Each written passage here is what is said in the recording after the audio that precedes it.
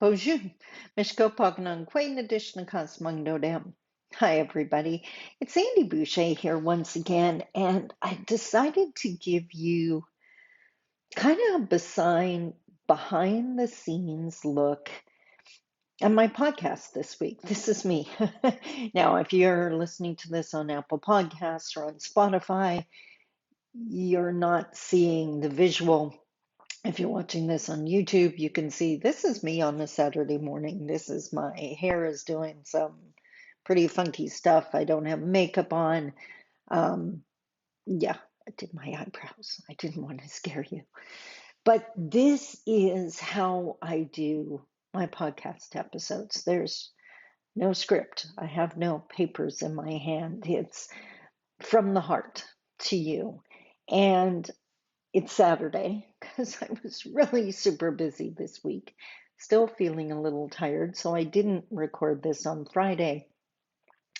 But the other part of that, I guess, is I record it kind of like with my blog posts. I record it when the inspiration hits me. And this morning, okay, to give you the full context here, it is 7:32 on Saturday morning. I got up, slept in this morning. I got up at about 20 after 5. Yes, that's what I said, 20 after 5. There's a couple reasons I get up that early. One, I usually get up that early, which means my cats are used to me getting up that early, specifically Stormy. Blue waits, but Stormy wants his food. Stormy wants his breakfast. So my 20-pound little fur mate will come sit on my chest to remind me it's time to wake up and bat my nose or my cheek. And if that doesn't work, he gives me kisses. So he didn't do that this morning, though. I was so exhausted. I went to bed fairly early last night, probably earlier than a lot of people. A lot of people.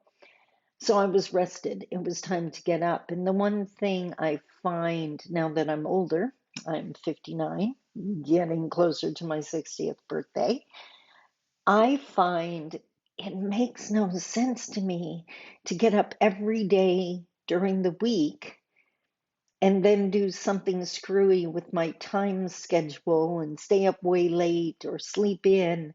It just makes Monday adjustments suck.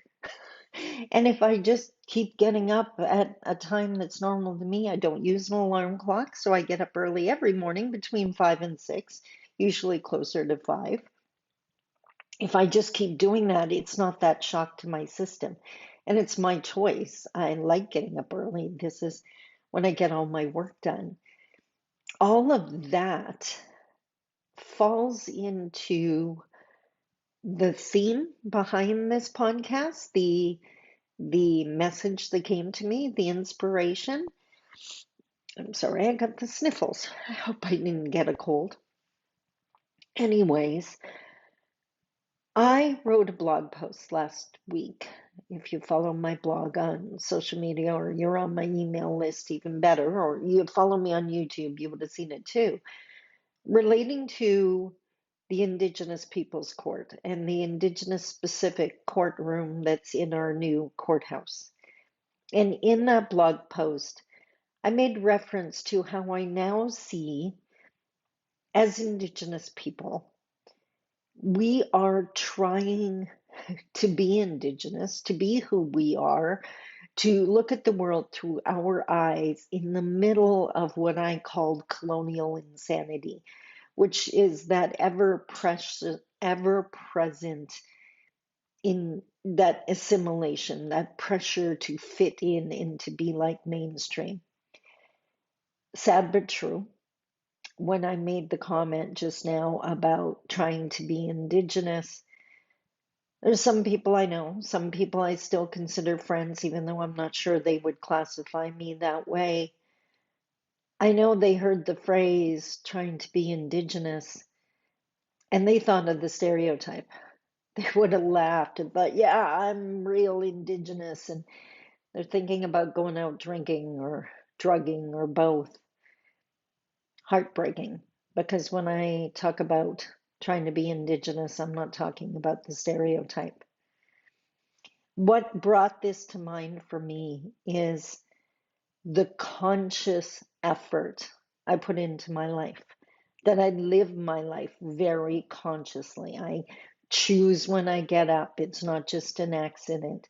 I have things I do every single day for my business and my personal growth. I am way more conscious now of what I eat and how often I exercise, and I've even added meditation into my life because I consciously want to achieve certain things, a better level of health. Um, I want to achieve new goals with my business. Everything is conscious. And that reminded me of my own blog post. How to be Indigenous in Canada requires consciousness. Otherwise, you're being assimilated and you don't even realize it until maybe you look back. So, just wanted to share that. I wanted to, for my Indigenous followers and listeners, I see you. I see you trying. I am proud of you for using your language and practicing your culture and going hunting, going fishing. If you dance at powwow, you rock. And I so love you for it because I know that is not the norm. And we could so easily get lost and swept up in the mainstream flow of things.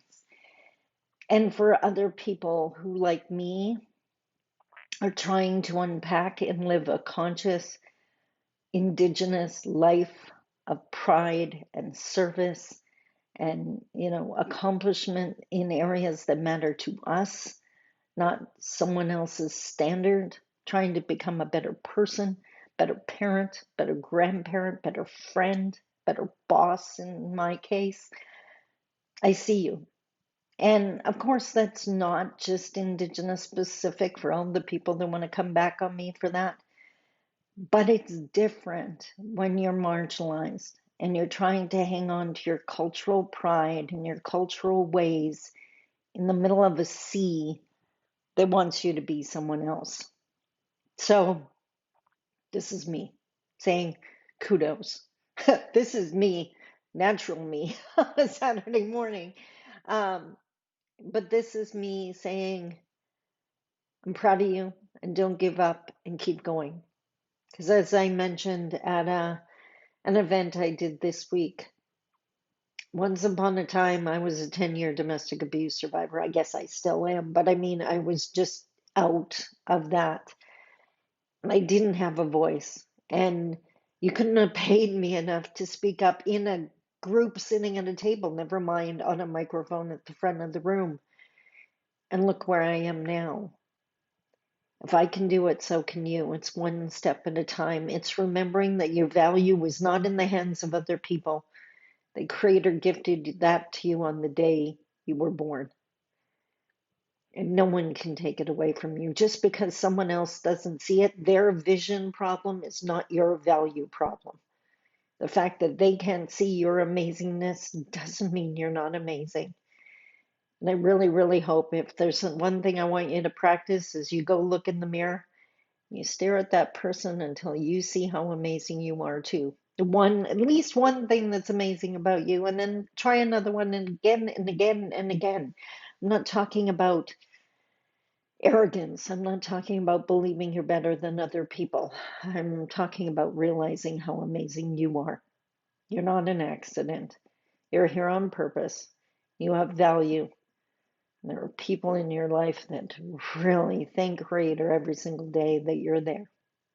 So, thanks for joining me on the Saturday morning. Holy moly.